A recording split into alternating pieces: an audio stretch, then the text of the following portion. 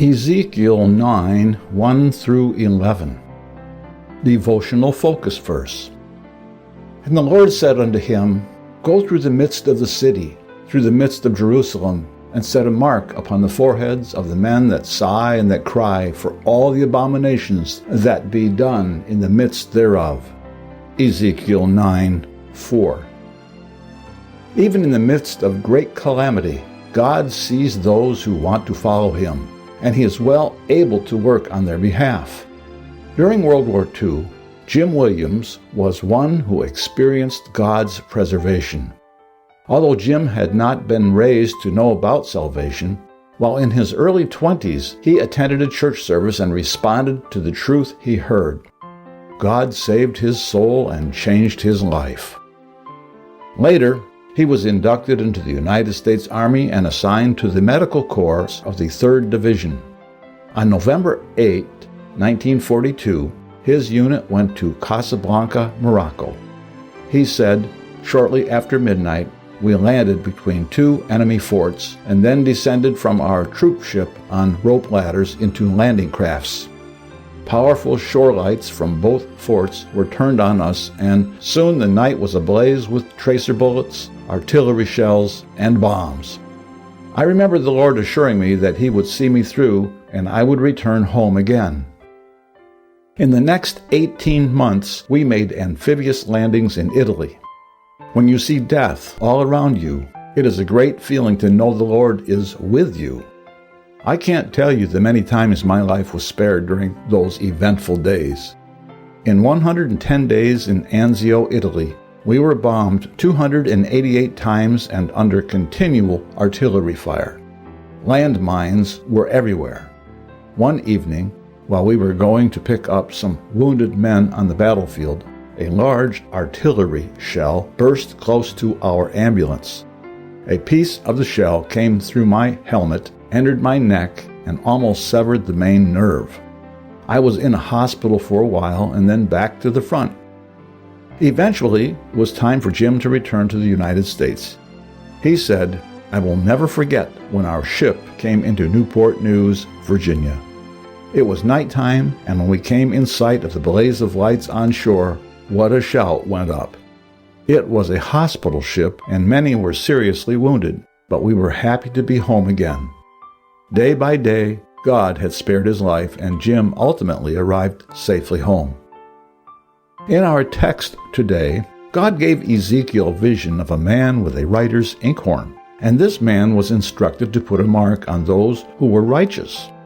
This identification was to preserve them from the coming destruction. While God often intervenes and preserves a person in times of danger, even more importantly, he offers spiritual protection. He has promised eternal life for those who call upon him for salvation and then continue to trust and obey him. We want to be among those who, like the men referenced in our focus verse, sigh and that cry, because of the evil abounding in the world. At the same time, we can keep our eyes on God and believe that one day he will deliver us from all the problems on this earth and take us to heaven. Background information. In chapter 9, Ezekiel's vision that began in chapter 8 continued, and he was shown that the abominations previously described would be judged and the idolaters killed. In response to God's cry, 6 heavenly beings appeared in his vision, each carrying a weapon designed for destruction. They entered by the north gate, indicating the direction from which God's judgment at the hands of the Babylonian army would come. They reported for duty at the brazen altar, the place where fire symbolized God's holiness and the blood sacrifice portrayed his grace, indicating the coming destruction would propitiate or placate God's wrath.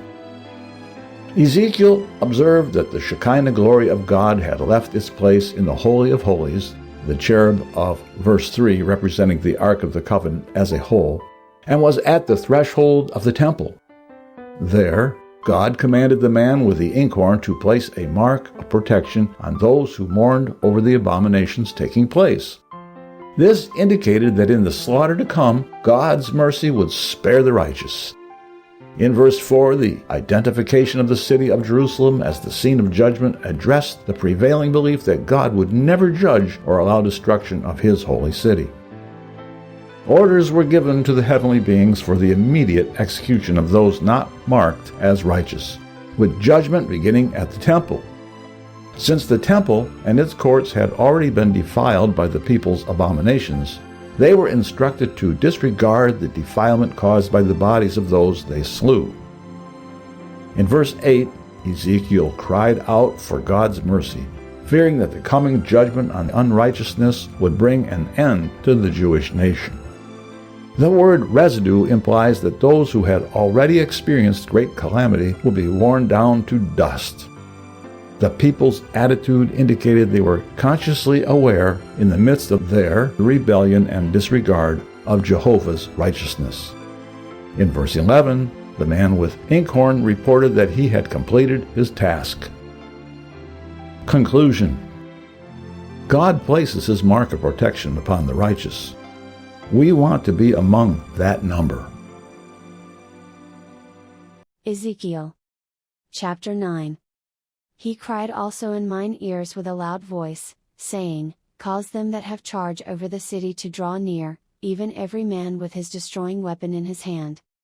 And, behold, 6 men came from the way of the higher gate, which lieth toward the north, and every man a slaughter weapon in his hand, and one man among them was clothed with linen, with a writer's inkhorn by his side, and they went in, and stood beside the brassen altar. And the glory of the God of Israel was gone up from the cherub, whereupon he was, to the threshold of the house. And he called to the man clothed with linen, which had the writer's inkhorn by his side. And the Lord said unto him, Go through the midst of the city, through the midst of Jerusalem, and set a mark upon the foreheads of the men that sigh and that cry for all the abominations that be done in the midst thereof.